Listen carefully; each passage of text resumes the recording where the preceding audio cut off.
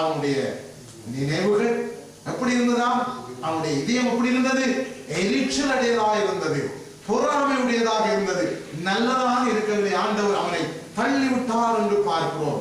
ஆகவே நாம் தெளிவாக இருக்க வேண்டும். தேவனை நாம் ஆராதிக்க வேண்டும். அதற்காகவே நம்மை படைத்திருக்கிறார். ஆகவே நாம் நல்ல தெளிவாக இருக்க வேண்டும். தேவனை ஆராதிக்க நாம் பின்னிப்போம் என்று சொன்னார், தேவனுடைய சமூகத்துக்கு போக நாம் பின்னிப்போம் என்று சொன்னால், நம்முடைய வாழ்க்கை கொஞ்சம் கொஞ்சம் கொஞ்சம் கொஞ்சமாக அது பெரிய ஒரு கேள்விக்குறிக்கு மத்தியிலே போயிடுது. ஆகவே நாம் தெளிவாக இருக்க வேண்டும். தேவன் நம்மிடத்தில் என்னத்தை எதிர்பார்க்கிறார்? இன்றைக்கு தேவன் என்னத்துக்காக படைத்தாரோ அதை மறந்து எத்தனை கோடி ஜனங்கள் வாழ்கிறார்கள், அல்லது அதற்கு விரோதமாக எத்தனை கோடி ஜனங்கள் வாழ்கிறார்கள்.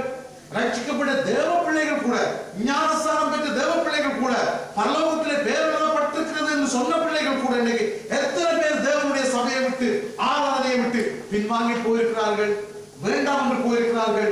ஏன்? இது எல்லாமே சாத்தான் அவருடைய வாழ்க்கையிலே போட்ட ஒரு பெரிய குழப்பமாக இருக்கிறது. ஆகவே தேவன் நமக்கு சொல்லுகிறார், என்னுடைய சமூகத்தை விட்டு நீங்க ஒரு நாளும் விலகி போகக்கூடாது. நீங்கள் என்னை ஆராதிக்க வேண்டும். வீட்டிலே, சபையிலே என்னை நீங்கள் ஆராதிக்க வேண்டும். என்னை நீங்கள் ஆராதிக்காத பட்சத்திலே நான் உங்களை விடுவிக்க முடியாதப்பா, பிரச்சனைகளை தீர்க்க முடியாதப்பா. பிரச்சனை வந்தது, சிங்கம் வந்தது, அக்கினி வந்தது, ஆராதித்தார்கள், தேவன் விடுவித்தார். ஆனா நாம் என்ன செய்கிறோம்? பிரச்சனை வந்ததான் தாமதம், ஆராதனை நாம் ஸ்டாப். ஜெபமும் இல்லை, துதியும் இல்லை, வேதவாசிக்கும் இல்லை. அதை குறித்து சிந்திக்க நேரம் இல்லை. சிங்கம் வாயை திறந்து கொண்டு நிற்குது. இந்த நேரத்தில் ஒருத்தன் துதிப்பானோ பாடுவானோ? சிங்கம் வாயை திறக்குது. ராஜாவே, உங்களுடைய காலில் விழுந்த சிங்கத்தை எப்படியாவது கட்டுப்பிடியும். நான் உங்க விழுந்து வணங்குறேன், உங்களுடைய சிலுவையை விழுந்து வணங்குறேன், சிறிய விழுந்து வணங்குறேன் அப்பா. சிங்கத்தை எப்படியாவது இல்லாமல் கொண்டு போ. ஆனா அவர்கள் என்ன செய்தார்கள்? சிங்கத்தையும் பார்க்க இல்லை, ராஜாவையும் பார்க்க இல்லை, அங்கே சூனையை பார்க்கல, அக்கினியையும் பார்க்கல. தேவனை இடைவிடாமல் 3 வேளை என்ன செய்தார்களா? ஆராதித்தார்கள். பாட்டு பாடி, துதித்து, ஜபம் பண்ணி, நன்றிகளை செலுத்தி, ஜபங்களை எடுத்தார்கள். தேவன் அவர்களை விடுவித்தார். ஆகவே தேவ பிள்ளைகளுக்கு தேவன் கொடுக்கிற வார்த்தை நம்முடைய எல்லா சிங்க பிரச்சனைக்கும், நாம் எல்லாருக்கும் எப்படிப்பட்ட பிரச்சனை? ஒரு பக்கத்துல சிங்கம், ஒரு பக்கத்துல நெருப்பு, இன்னொரு பக்கத்துல வேற காரியம், பின்னால் ஒரு பிரச்சனை சூழ்ந்து நிற்கிறது. ஆண்டவர் சொல்லுகிறார், ஆராதியுங்கள், என்னை ஆராதியுங்கள். நீங்கள் ஆராதிக்கும் பொழுதுதான் நான் இறங்கி உங்களை விடுவிக்க முடியும். ஆகவே நாம் தெளிவாக இருக்க வேண்டும். தேவன் என்னை ஏன் படைத்தார்? ஏன் என்னை மீட்டார்? நான் எங்கே போகிறேன்? நான் எங்கே போகிறேன்? தெளிவாக இருக்க வேண்டும். நான் இதை விட்டு வேற வழியிலே போக வேண்டாம். ஆரம்பத்தில் சொன்னது போல கொஞ்ச நாளைக்கு நல்லா இருக்கும். நாள் போக சிங்கம் உங்களை விழுங்குவதை நீங்களே காண்பீங்க. நல்ல தெளிவாக இருக்க வேண்டும். ஆகவே ஆண்டவர் இந்த நாளில் திட்டவட்டமாக நம்மோடு பேசுகிறபடியா நாம் கர்த்தருடைய சமூகத்தில் எழுந்திருந்து நாம் ஒப்பு கொடுக்க போகிறோம். மறுபடியாக சந்தர்ப்பத்தை கொடுத்திருக்கிறார். அவர் நல்லவர். ஆமென், ஆமென். சிறு பிள்ளைகளுடைய கடந்த வாரத்தில் நம்மோடு பேசின காரியம் நமக்கு ஞாபகத்தில் இருக்க வேண்டும். என்னத்தை குறித்து பேசினார்? கர்த்தர் என்னத்தை குறித்து பேசினார்? அவரை நாம் ஆராதிக்க வேண்டும் என்று சொல்லி கர்த்தர் நம்மோடு தெளிவாக பேசினார். ஆகவே இந்த நாளிலும் தேவன் தொடர்ந்துமாய் நம்மோடு தம்மை ஆராதிக்கிறதை குறித்தே பேசும்படியாக சித்தமாயிருக்கிறபடியால் நாம் தானியேல் புத்தகத்துக்கு நேராக மீண்டுமாய் நாம் கடந்து செல்லுவோம். நாம் வாசித்த அதே தானியேலின் புத்தகம்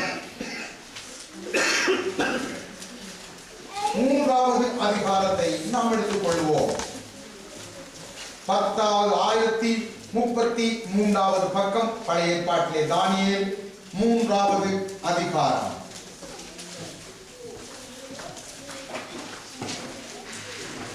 பதினாலிருந்து வாசிக்க கேட்போம். 3:14 ஒருவர் வாசிக்க கேட்போம்.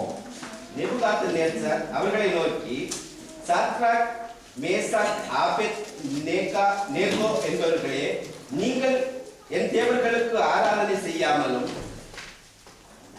நான் நிறுத்தின பொச்சிலையை பணிந்து கொள்ளாமலும் இருந்ததும் மீதானா? இப்போது எக்காலம், நாகசுரம், கிண்ணரம், வீணை, சுரமண்டலம், தம்புரா முதலான சகலவித கீத வாக்கியங்களின் சத்தத்தையும் நீங்கள் கேட்கும் போது நான் பண்ணி வைத்த சிலையை பணிந்து கொள்ள ஆயத்தமாய் இருந்ததால் நல்லது.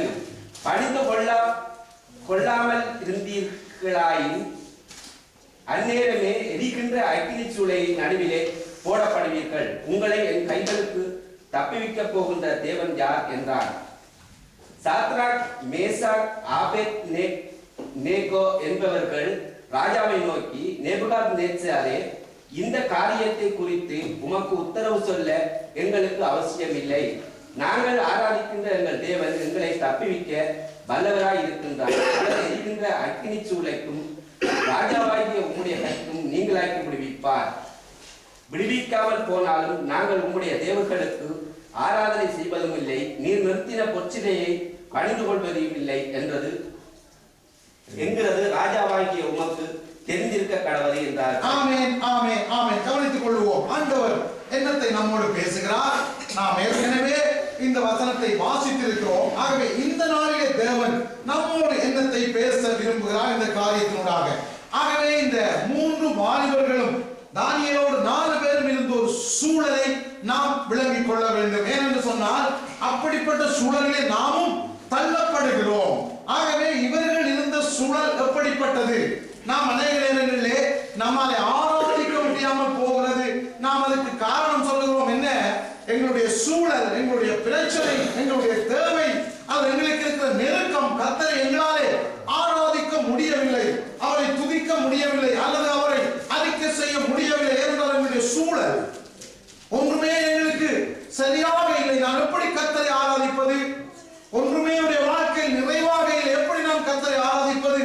நான் எதிர்பார்த்த விஷயம் என்னுடைய வாழ்க்கையில் நிறைவேறவில்லை, எப்படி நான் கர்த்தரை ஆராதிப்பது என்று இன்றைக்கு கேட்கிறவர்கள் அதிகமாக இருக்கிறார்கள். ஆராதிக்காமலே படுத்து விடுகிறார்கள். அவருடைய மனதில் நிறைந்திருக்கிறது என்ன? கர்த்தர் நான் எதிர்பார்த்த வேலை எனக்கு தரவில்லை, கர்த்தர் நான் எதிர்பார்த்த காரியத்தை எனக்கு செய்யவில்லை, அல்லது கர்த்தருடைய வாழ்க்கையிலே தீமையை அனுப்பினார், நஷ்டங்களை அனுப்பினார், கஷ்டத்தை அனுப்பினார், என்னென்னவெல்லாம் என்னுடைய வாழ்க்கையில செய்துவிட்டார். நான் ஏன் கர்த்தரை ஆராதிக்க வேண்டும்? நான் ஏன் கர்த்தரை துதிக்க வேண்டும்? நான் ஏன் கர்த்தரை புகழ வேண்டும்? நான் ஏன் கர்த்தரை போற்ற வேண்டும் என்று கேட்கிறவர்கள் இன்றைக்கு பூமியிலே பெருகி இருக்கிறார்கள். அவர்களுக்கெல்லாம் இந்த வாலிபர்கள் ஒரு முன்னுதாரணமாய், பெரிய ஒரு எடுத்துக்காட்டாய், சவாலாக இருக்கிறார்கள். எப்படிப்பட்ட சூழல் வாலிபர்களுக்கு இருக்கிறது? எப்படிப்பட்ட சூழல்? நீங்கள் அதை நன்றாக இருந்து வாசித்தால் தெரியும் அவர்களுக்கு எப்படிப்பட்ட சூழல். கழுத்து போகிறதான ஒரு சூழல். ஆகவே மற்ற சூழல் எல்லாம் அதுக்கு பின்னான சூழல் தான். நாம் சொல்லுகிற நம்முடைய சூழல்கள், நம்முடைய குறைவுகள், நம்முடைய பிரச்சனைகள் எல்லாம் இவர்களுடைய பிரச்சனைகளோடு ஒப்பிடும் பொழுது சின்ன காரியமே. இவர்களுக்கு கொடுக்கப்பட்ட கட்டளை என்ன? நீங்கள் ஆராதிக்க விட்டால். எப்படி சொன்னார் தெரியுமா ராஜா? நான் பண்ணின என் சிலை. எப்படி சொன்னார்? நான் பண்ணின என் சிலை. அப்பா, நான் பண்ணி வச்சிருக்க ஒரு சிலை, என் சிலை, அதுதான் எனக்கு தெய்வம், அதை நீங்கள் விழுந்து வணங்க வேண்டும். ஆகவே அவர் அதுக்கு செய்யும் பொழுதே உண்மையை சொல்றார். என்ன சொல்லுகிறார்? நான் பண்ணின என் சிலை அது தெய்வம் அல்ல, நான் பண்ணின என்னுடைய சிலையை நீங்கள் ஏன் விழுந்து வணங்கவில்லை? இப்பொழுது இவர்கள் சொல்லுகிறார்கள், அதுக்கு மக்கள் பதில் சொல்ல வேண்டிய அவசியம் இல்லை. என்ன பதில் சொல்லி இருக்க வேண்டும்? நீர் பண்ணின உம்முடைய சிலையை நாங்கள் என்னப்பா விழுந்து வணங்க வேண்டும். ஆனால் அவர்கள் அப்படி சொல்லாமல் சொன்னார்கள், நீர் பண்ணின உம்முடைய சிலையை நாங்கள் விழுந்து வணங்காததுக்கு நமக்கு காரணம் சொல்ல வேண்டிய அவசியம் இல்லை ராஜாவே. பேசுகிற விதத்தை யோசித்து பாருங்கள். நம்மால பேச முடியுமா? நம்மால பேச முடியுமா? அங்காலே என்ன செய்யப்பட்டிருக்கிறது? சூளை எரிந்து கொண்டிருக்கிறது. இங்காலே படைகள், குண்டர்கள் சுற்றி நிற்கிறார்கள். இவர்களை பிடித்து வந்திருக்கிறார்கள். முன்பதாக ராஜா இருக்கிறார். எப்படிப்பட்ட ராஜா தெரியுமா? அந்த நாட்களிலே வெட்டென்றால் வெட்டு. இன்றைக்கு இருக்கிறது போல கோர்ட்ஸ் கேஸ் தீர்ப்பு அல்ல. அன்றைக்கு ராஜா உத்தரவு போட்டால் ராஜாவை கேட்க யாருமே இல்லை. ராஜா வெட்டென்றால் வெட்டுவார்கள், போடுனால் போடுவார்கள். இன்றைக்கு என்று சொன்னால் வாதாடுறதுக்கு 2 லோயர்மார், போடலாமா போடக்கூடாதா, அதை தள்ளி போடுறதுக்கு இன்னும் 2 லோயர்மார், இப்படியே வருஷக்கணக்காய் கேஸ்களை இழுக்கிறதுக்கு இன்றைக்கு நிறைய வாய்ப்புகள் இருக்கிறபடியால் இன்றைக்கு இருந்த சூழல் எல்லாம் அன்றைக்கு என்ன இருந்தது? கொஞ்சம் தவறினால் இவர்கள் மறுத்தால் இவர்கள் நெருப்பு சூழலிலே தள்ளப்படுவார்கள். மிகவும் ஆபத்தான ஒரு சூழல், உயிர் போகிற ஒரு சூழல். அந்த சூழலை அவர்கள் சொல்லுகிறார்கள் ராஜாவை பார்த்து, நாங்கள் ஆராதிக்கிற தேவன் எப்படிப்பட்டவர்? எங்களை விடுவிக்க வல்லவர். ஒருவேளை அவர் எங்களை விடுவிக்காமல் போனாலும், ஒருவேளை எங்களுக்கு நாம் எதிர்பார்க்கிற வேலை கிடைக்காமல் போனாலும், நான் எதிர்பார்க்கிற காரியம் நிறைவேறாமல் போனாலும், நான் எதிர்பார்க்கிற நன்மை எனக்கு நடக்காமல் போனாலும், அல்லது நான் எதிர்பார்க்கிற இன்னொரு காரியமோ என்னுடைய வாழ்க்கையில் நடக்காமல் போனாலும், ஒன்றை சொல்லுகிறோம். என்னத்தை சொல்லுகிறோம்? நாங்கள் கர்த்தரை தவிர வேறு யாரையும் ஆராதிக்கிறது இல்லை. இது உமக்கு தெரிந்திருக்க கடவுது. இந்த அறிக்கையை பரலோகத்தில் இருக்கிற தேவன் கண்ணோக்கி பார்த்தார். நாம் கவனித்துக் கொள்ள வேண்டும். இந்த சூழலை, இந்த அறிக்கையை தேவன் கண்ணோக்கி பார்த்தார். இவர்கள் என்ன சொல்லி இருக்க வேண்டும்? ஊர்ல ஒழுங்காக நாங்கள் இருந்தோம். எப்படி இருந்தோம்? இஸ்ரவேல்ல நல்ல வாலிபர்கள், படித்தவர்கள், நல்ல பிழையற்ற வாலிபர்கள். அவர்களை பார்த்து எப்படி தெரிந்தார்கள் தெரியுமா? சரீரத்திலும் அழகிலும் அறிவிலும் குறைவில்லாத வாலிபர்களை தெரிந்தெடுத்தார்களாம். அப்படிப்பட்ட வாலிபர்கள். ஆகவே நாங்கள் ஊர்ல ஒன்றும் குறைபடாமல் இருந்தோம். எங்களை சிறப்பிடிச்சு கொண்டு வந்ததும் காணாம, ஆண்டவரே என்ன சொல்லியிருக்கோம்? நம்ம போல இருந்தா எங்களை சிறப்பிடிச்சு அந்நிய தேசத்துல கொண்டு வந்து அடிமைப்படுத்தினதும் காணாத எங்களை பேரையும் மாத்திட்டாங்க. என்னதை மாத்தினாங்க? இந்த நேபுகாத்நேச்சர் என்ன செய்து விட்டான்? எங்களோட சொந்த பேரை இந்த பேரையும் மாத்தி எங்களுக்கெல்லாம் அந்நிய பெயர்களை வைத்து எங்களை கொண்டு வந்து அடிமைப்படுத்தி இருக்கிறான். இந்த சூழல்ல உண்மை ஆராதிக்க வேண்டாம். நாம அப்படித்தான் கேட்டிருக்கோம். உமக்கு என்ன ஆராதனை? நான் ஆராதிக்க போறேன். நான் ராஜாவையும் அவன் பண்ணின அந்த உருவச்சிலையே ஆராதிக்க போகிறேன். உண்மை ஏன் ஆராதிக்க வேண்டும்? நீ முதலாவது என்னை சிறைப்பிடி கொண்டு வந்திருக்கிறீர். என் ஜனங்கள் அடிக்கப்பட்டார்கள், துன்பப்படுத்தப்பட்டார்கள், கொல்லப்பட்டார்கள். எங்களை அடிமைப்படுத்தி இருக்கிறீர். எங்களை பெயர்களை மாற்றி இருக்கிறீர். மாறாததுக்கு காணாததுக்கு இப்ப நெருப்பு சூழலையும் எங்களை கொண்டு போய் போட போறே. இந்த நேரத்தில் போய் உங்களை நாமத்தை நான் உச்சரிப்பனா? நாம அப்படித்தான் சொல்லிக் கொண்டிருக்கிறோம். இந்த நேரத்துல உங்களோட நாமத்தை நான் உச்சரிப்பனா? என்னத்துக்கு உச்சரிக்க வேண்டும்? நீங்க எனக்கு என்ன செய்தது முழுக்க தீமை. நாட்டில் இருந்து கிளப்பி கொண்டதே முதலாவது தீமை. பெயரை மாற்றுறது அடுத்த தீமை. அடிமைப்படுத்துறது அடுத்த தீமை. காணாதுக்கு எங்களை கொண்டு போய் நெருப்புக்குள்ள போட போறாங்க. இந்த நேரத்துல கத்தராவது என்ன சொல்லுவார்கள் தெரியுமா? ஊர்ல அம்மா சொல்லுவா, கத்தரிக்காய். என்ன சொல்லுவா தெரியுமா?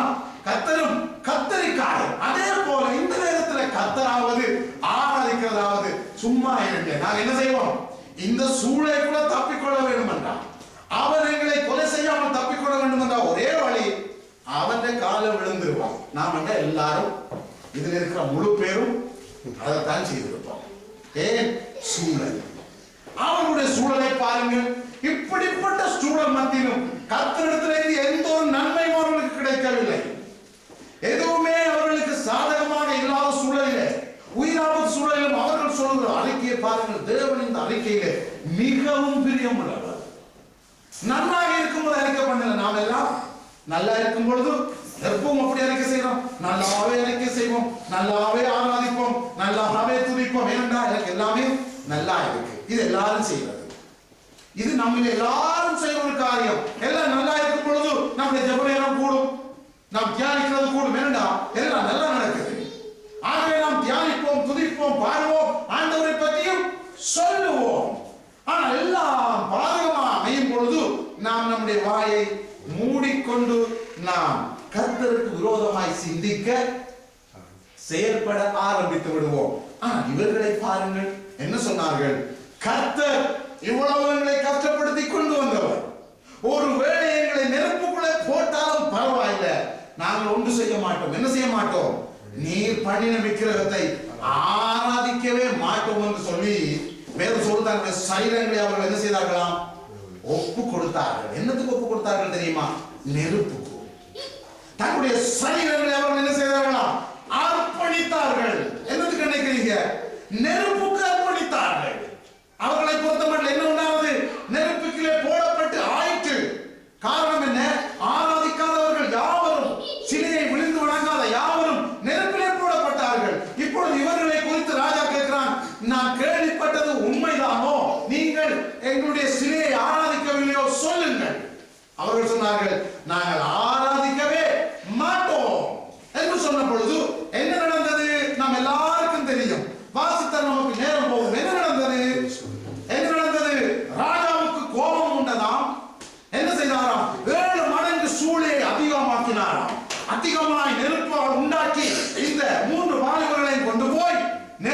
நெருப்புக்குள்ளே போட்டார்களாம். வேதம் சொல்லுகிறது, கொண்டு போனவர்கள் எரிந்து போனார்கள். இவர்களை பிடித்துக் கொண்டு போன குண்டர்கள் தடியர்கள் எரிந்து போனார்கள். இவர்கள் நெருப்பிலே போடப்பட்டார்கள். போடப்பட்ட பொழுது அங்கே ஒரு சம்பவம் நடக்கிறது. என்ன நடக்கிறது? 3 பேரோடு 4வதாக ஒருவர் உலாவிக் கொண்டிருந்தாராம். சற்று யோசிச்சு பாருங்க இந்த சூழலை, இந்த அறிக்கையை. தேவன் இதை கண்டதை, தேவன் தன்னுடைய வாக்குத்தத்தத்தை அவருடைய வாழ்க்கை நிறைவேற்றுகிறதை. என்ன வாக்குத்தத்தம் தெரியுமா? நீ அக்கினியில் நடக்கும் பொழுதும் என்ன செய்ய மாட்டாய்? வேகாதிருப்பாய். ஆண்டவர் என்ன சொன்னார்?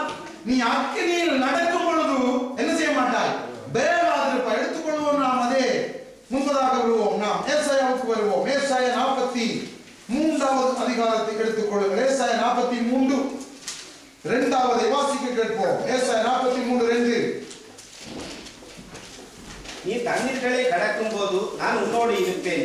நீ ஆறுகளை கடக்கும் போதும் அவைகள் உன்மேல் புரளுவதில்லை. நீ அக்கினியில் நடக்கும் போதும் வேகாதிருப்பாய். அக்கினி ஜுவாலை உன் பேரில் பற்றாது. ஆமென். கவனித்துக் கொள்ளுங்கள்.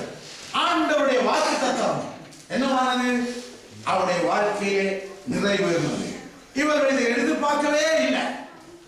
ஆண்டவர் வாக்கு பண்ணினார். எப்படி வாக்கு பண்ணினார்? ஏசாயாவிலே, நீ அக்கினியில் உன்னை போட்டாலும், நீ அக்கினியில் நடக்கும் பொழுதும் அக்கினி ஜுவாலை உன்னை பற்றாது. அவர் பண்ணின வாக்குத்தத்தம். அக்கினியில் இவர்களை போட்டவுடன் வாக்கு பண்ணினவர் உண்மை உள்ளவர். என்ன செய்தார்?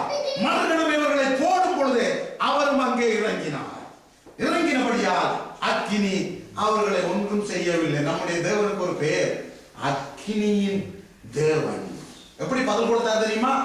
எலியாவுக்கு அக்கினியினாலே பதிலை உண்டாக்கினார். அக்கினியின் தேவன்.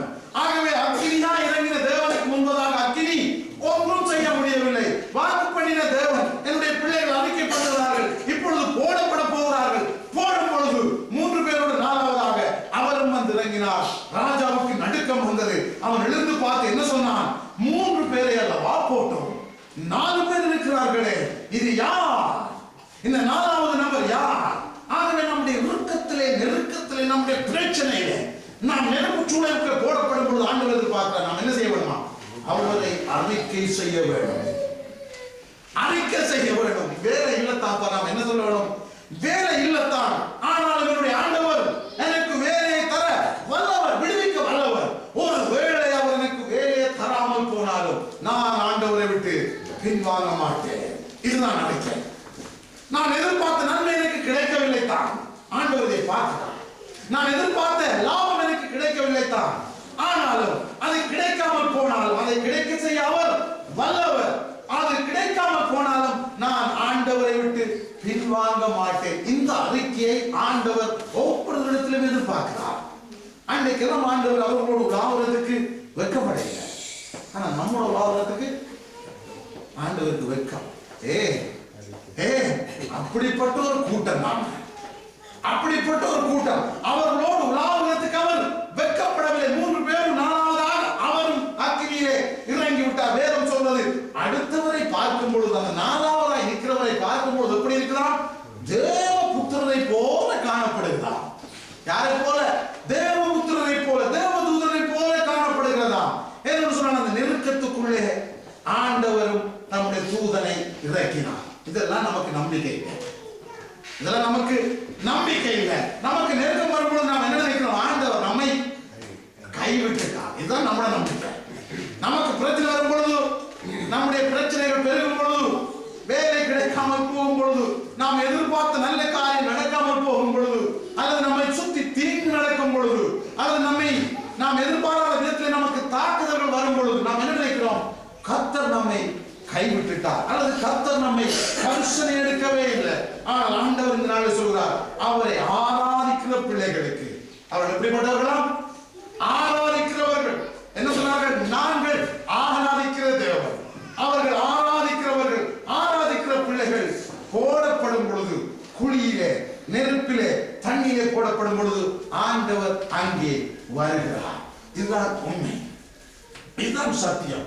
ஆகவே ஆராதிக்கிற பிள்ளையுடைய வாழ்க்கையில அத்தனை பிரச்சனைகளையும் ஆண்டவர் அங்கே வருகிறார். இதை நம்ம விளங்கிக் கொள்ள வேண்டும். ஆருடைய வாழ்க்கையில் பிரச்சனை வந்தது? ஆராதிக்கிற வாழ்க்கையில தான். பாருங்க, இத்தனை கோடி ஜனங்களில